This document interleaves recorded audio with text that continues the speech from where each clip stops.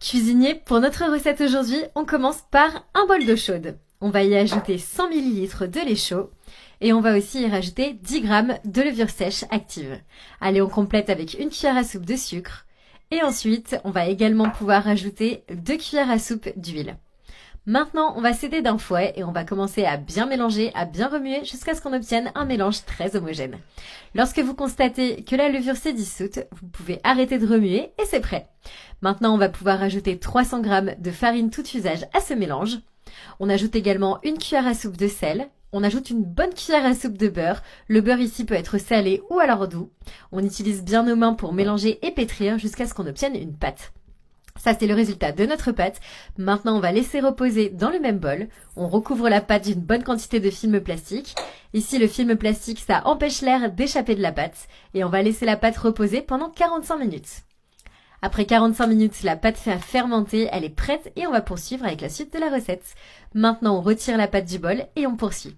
Alors ici, j'ai préparé une plaque à pâtisserie et je l'ai tapissée de 2 feuilles de papier sulfurisé. On ajoute dessus une bonne quantité de farine et on place la pâte sur la plaque et à l'aide de nos mains, on lui donne la forme d'une pâte à pizza. Donc ici, j'ai étiré la pâte avec mes mains jusqu'à ce que ça prenne cette forme. Mais ensuite, on n'a plus qu'à couvrir la pâte avec un torchon et on la laisse fermenter pendant encore 15 minutes supplémentaires. Pendant ce temps, on prépare l'assaisonnement. On va commencer par mettre 2 gousses d'ail râpées dans un bol. On va ajouter une généreuse cuillère à soupe de beurre salé. Et ensuite, on va également rajouter une bonne quantité de persil aux échalotes. Allez, on va préparer une pâte absolument parfaite qui va rendre notre pain encore plus savoureux, plein d'assaisonnements délicieux. Une fois qu'on a bien mélangé tout ça, notre assaisonnement est prêt. Et après 15 minutes, notre pâte a fermenté et elle est prête. Donc ici, à l'aide du bouchon d'une bouteille, on fait des petits trous dans la pâte. Ici, vous le faites vraiment bien délicatement, c'est pas nécessaire d'appuyer trop fort. Le pain, il sera parfait avec une garniture très savoureuse et du fromage fondu. Donc là, à ce stade, on n'a plus qu'à répéter l'opération jusqu'à ce qu'on ait fait des trous sur toute la pâte. Ensuite, on étale tous nos assaisonnements sur la pâte. Et si vous préférez, vous pouvez étaler les assaisonnements directement dans les trous que vous avez faits.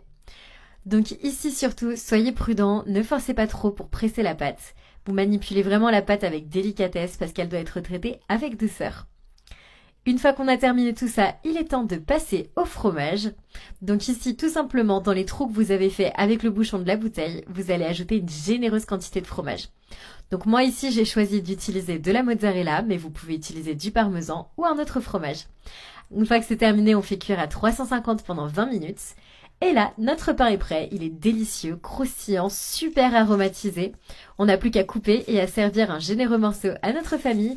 Moi, je recommande de préparer cette recette les jours où vous recevez un ami ou un invité spécial à la maison. N'oubliez pas non plus de servir votre pain pendant qu'il est encore chaud, ça va rehausser les saveurs. Moi, je vous laisse tester la recette à la maison. Comme toujours, dites-moi ce que vous en avez pensé dans les commentaires et je vous souhaite un très bon appétit.